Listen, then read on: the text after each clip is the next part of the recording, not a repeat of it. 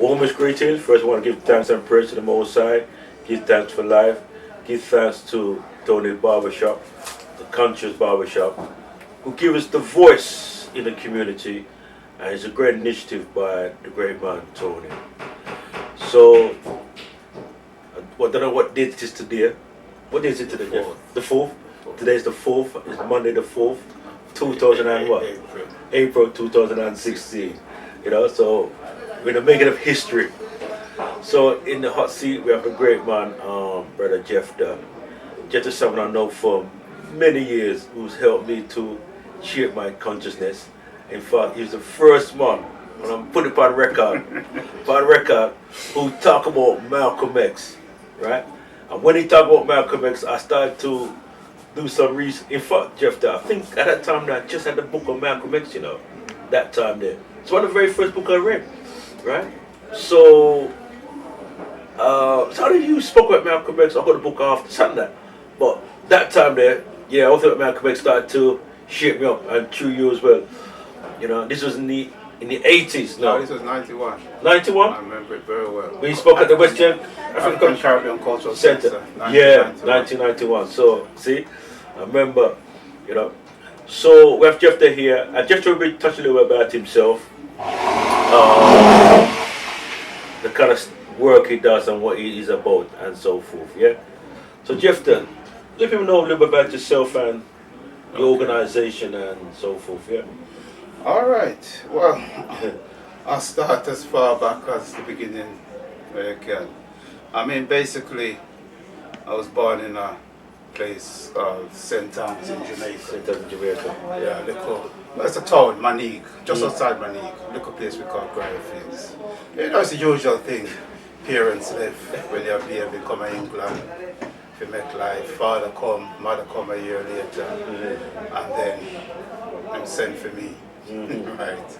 So me arrived in England about 1975. I come in England, was living in Birmingham. Birmingham. So me come, when we come in England, we come to meet what? 5 brothers and sisters. So anyway, 6 of us. Right. All born here except myself. So we come, and it's the usual thing, you know, you come to a strange land, alien culture, taking some time getting used to it.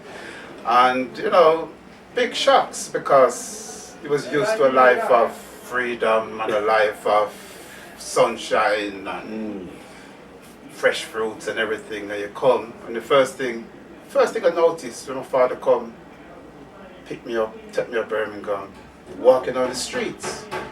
And the first question I asked him, why is all the houses joined together? Right. So in fact, when he take me indoors, I look for the door to go in the next house. Because it told so you can just walk through house to house to house. And I remember going out in the back garden, you have a little garden, and just jump over the next door because I started used to freedom and space. And he said, can't do that, you can't do that. I said, why? He said, this little place, I feel that, that's something.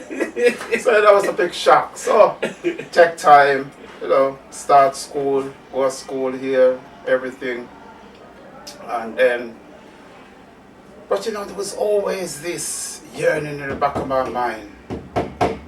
Left school, start to work with my father. My father's in construction, worked with him for 2-3 years in that. But wasn't satisfied still, wanted to do anything, so went back into education. And in fact, what brought me down to London was to come down to London to attend university. That's what got me down to London. Oh, to London. So what you studying? And I actually came down here to study engineering. Engineering? So that's my background. Not many people know that, because many people just know me as a political person. So I actually came to study electronic engineering. Okay then. And that's what I studied. Spent 4 years down here doing that. And but during that time, you know, you're searching. You know, you're searching and you're seeing things happening around you in terms of political events happening here, you start to ask questions and so forth.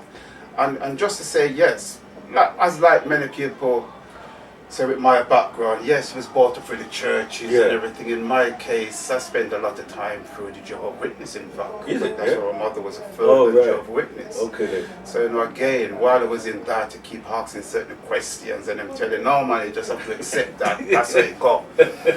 So, through that curiosity, you know, you start to read. The area of Birmingham I live in was an area called Spark Hill. Okay, spot. So they had a nice little library. I used to spend a lot of time in the library. And I found myself going into one little section, it must be history, kind of geography, and looking at certain books and seeing black people in places like New Papua New Guinea, Gilbert Islands, and you know, just opening my mind and saying, boy, I never black people spread around the world in that kind of way. And then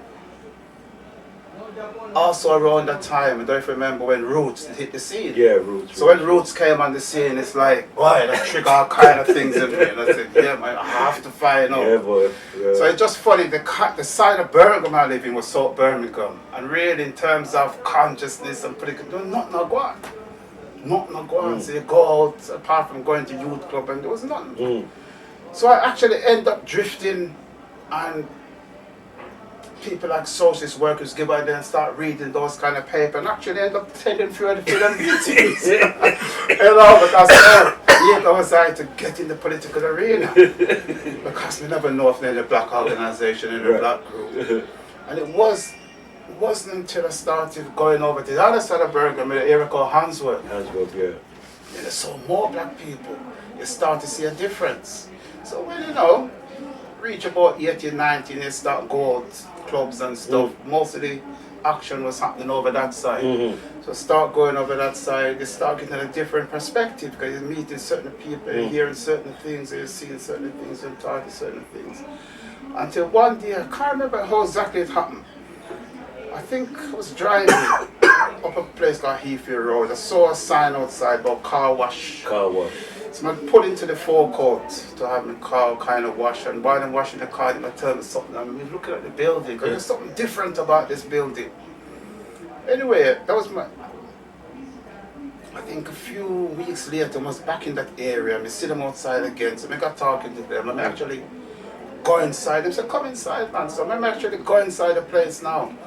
It kind of struck me because the first thing I noticed as I stepped through the door, on the wall on the left-hand side was a picture of Malcolm. And to believe it or not, I didn't know who Malcolm X was at the time, but I see this picture, and it's like a very stunning picture, and I look to the right, and there's a picture of Garvey. Garvey. No, coming from St. Anne's, you would think I would know about Garvey, because Garvey was born St. Anne's behind yet. I probably just about heard the name Marcus Garvey, I never knew nothing behind the great guy, you know. So I look straight up on the stairs, was the stairs going straight in front of you, and on the top of the land was the next picture, and it says Asafa Kwame Nkrumah. That time I never knew who Kwame Nkrumah was, but I walk in the room now, and there's another big picture on the wall, Steve Biko. All these people I never knew. And then I had a big kind of case, glass case with books inside. I mean, look, I just see pure black books. So I said, what is this kind of thing? What is this? And then he started to explain to me about... Whose side was it, Beanie? It was actually a brother called Mango at the time. Oh, coming up Beanie to be a Mango was there, and the Mango started to say, yeah man, we do certain things. And the one that Beanie brother come out and say, yeah man, we do quite a few things on here. And then I remember a few days later, I went back, and it was the first time I met Beanie. I see this guy coming down, beret, black jacket. I think it was a Guardian roll up under my arm, Guardian newspaper. But him looked serious. There was something different about this one. So I started to talk to him, and we sit down, and he started to give me a rundown. About the organization.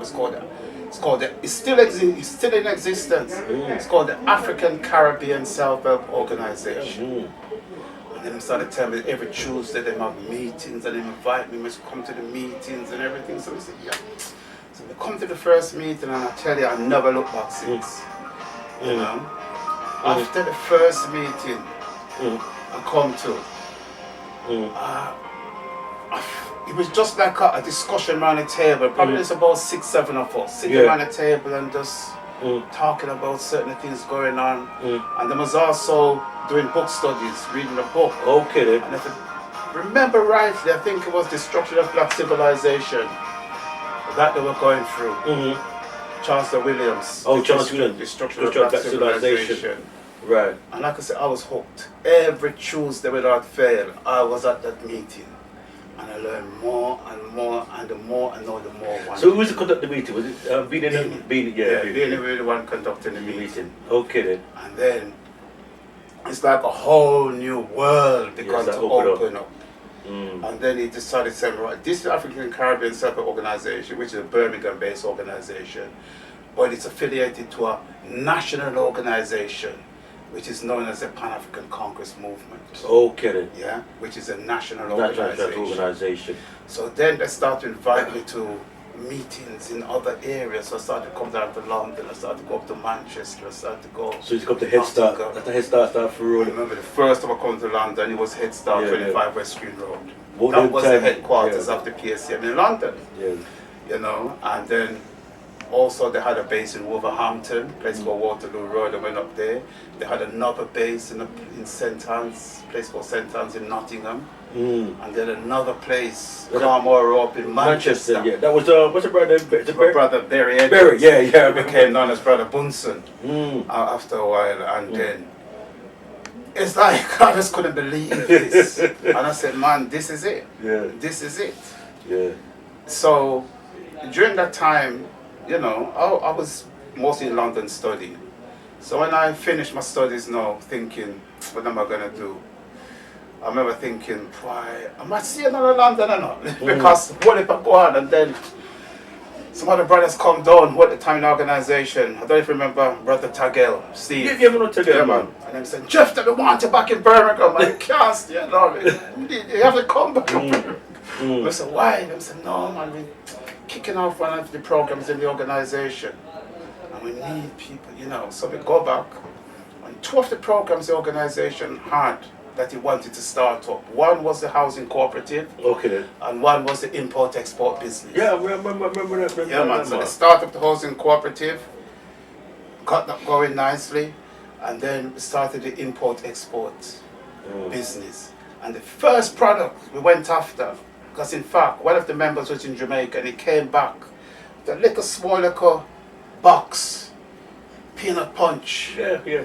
Remember, so I wore a peanut punch off him, man. And they said, that's all the rage in Jamaica right now. Yeah, peanut punch. Yeah, peanut punch. The so peanut punch and they mix up the rum that's thing. It, mix it with the rum, white rum. Right rum. So I said, man, we have to, this looked like it could sell. So let's contact the company. So when we contact the company, it's a company called Canning. They're actually based in Trinidad. In Trinidad. So we contact them and say, we're interested in importing this stuff. So them send one of them man up. Yeah. Come meet with us. Discuss how much. So them say, all right, let me test it. We'll send a 20-foot container and see how you do with that. So them send us the container and no lie, within about 2 weeks, done. So when them say that, them say, yeah. So them start, so the import-export business started to kick off. But at the same time, under the same roof at 104 Heathfield Road. So you had the African Caribbean Separate Organized, the Pan-African Congress Movement. You also had another group called the Marcus Garvey Foundation. Oh, Marcus Garvey Foundation. The Marcus Garvey Foundation, which was set up as a charity. It's actually a charity, but we like to use the word, it's set up as a rehabilitation organization. Because you know the 40 I met one of the brothers them, you know. I can't remember the name, but when I was in Jamaica one time. I'll tell you who it was. Yeah. Steve. Oh, you know Steve. Oh, you know Steve. It was the same Steve. I said, boy, I'm a bit Dougie down there. Yeah. Dougie, help us. Unload and just they sent a big consignment down at the time after Hurricane Gilbert and them things. We was doing a big project down in Jamaica. So Steve the same book you up down there. Steve. So basically that was a lot of things going on. So now the political activity is still going on because through the Pan-African Congress movement now, every year they put on a big event called African Liberation Day. All right. Yeah, and also at 20th they put on Kwanzaa. So that was my first came across Kwanzaa, you know. And again, that's an eye opener. first came across African Liberation Day, when they showed me the history of African liberation, how it came about, and they showed me this picture, till this day, every time I see that picture, I find it amazing. There was a picture in Hanswood Park, and there was something like 25,000 people Seriously? in Hanswood Park. African Liberation Day. African Liberation, biggest African Liberation Day ever. And then when they show you the lineup on the stage, Ooh, you remember the lineup? Aswad. I wasn't there because at that time I wasn't involved in the organization. This was 1977. 1977. I never came on board till about 1987. And Aswad, Misty and Root, Steel Pulse, all them bands them. So then, was it recorded them? You don't know if it was recorded them time, well, I'm not sure. I know photos was taken. I've seen the photos. I've seen the photos. That is history, boy. And that's history. Yeah, that's There's a guy called Van Burr, famous photographer, still around. Him took the photos. He's from Birmingham? I think it's from Birmingham. Okay. But those photos right now is still doing the rounds. It's still doing exhibition. That's good. It's still doing exhibition. 25, so, imagine that, man. Like I said, I was hooked because to me this was like a dream come true. I'm at a place. My first African Liberation Day I think would have been about 87. And what was unique about African Liberation Day was that it was bringing speakers from all over the Pan-African world. People flying from America, flying from Africa, flying from the Caribbean. At African Liberation Day I had a great opportunity. I met Dr. Ben, I met Tony Martin, I met John Henry Clark, I met General Clark? Yeah, I met John Henry Clark, I met Dr. Jules Pulcrum, Dr. Layla Africa, you name it. All came from African Liberation Day. Dr. Tony Martin, all of them. So it was just like, to me, it can't get better than this. No. Can't get no more better than this. And the icing on the cake was this, when Beanie used to say to me, what you doing like such and such? And I said, come with me to London. I said, why? I'm going to meet the ANC. So he used to come down, be sitting in a room like this, with delegates from the ANC talking some serious. Wow, meeting these guys from that time. Remember, South Africa was still under their apartheid. These are potential ministers, and you're sitting up and I said, wow. And the kind of caliber people I met now that's went in to be big government prime minister. I couldn't Don't forget, man, you have people like Al Sharpton. Remember Al Sharpton, man? That was a nice story when you bring over Sharpton. Yeah, Sharpton. Because I remember the day I was actually in London at the time at West Green Road, and his PA, personal assistant, came and says, right. She came like about, I don't know, 3-4 days ahead of him. Because they know there was some press, there was some bad media, and they wanted. And I've never seen such an effective marketing campaign as Al Sharpton. Never seen. You know, and the guy come, and when the guy came through Gatwick, you name it, the press was there. The press was there. But he know for using to promote himself. Jeff, you know, sir, we have about 2 minutes left. What? You know. But, it's on the part. If you like. Yeah, right. Yeah, go on. Yeah. So when it finish, so what we want to do, right? Jeff, though, at this segment here, it'd be wise just to give out your no, first. Tell us about your favorite cricket team and the West Indies very quickly. Not yet. We're gonna continue. Alright, so what we do then, right? We cut it there, so then, yeah? Please.